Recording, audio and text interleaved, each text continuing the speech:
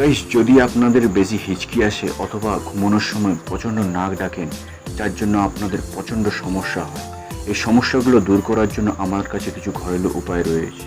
First, আপনার যদি খুব হিচকি আসে তবে আপনি কি করবেন? আপনি পুদিনা পাতা চিবান অথবা লেবু কেটে তাতে সিদ্ধুক নুন মিশিয়ে খান, আপনার খুব আরাম হবে। সেকেন্ড, আপনি যদি ঘুমানোর সময় খুবই নাক ডাকেন যাতে আপনি ও আপনার পাশের জন বিরক্ত হয়, তবে সেক্ষেত্রে আপনি এলাচকে গরম জলে ফেলে খেতে পারেন, আপনার স্নোরিং কমে যাবে। এরকম অ্যামেজিং ভিডিও পেতে চ্যানেলটিকে এক্ষুনি লাইক, শেয়ার, সাবস্ক্রাইব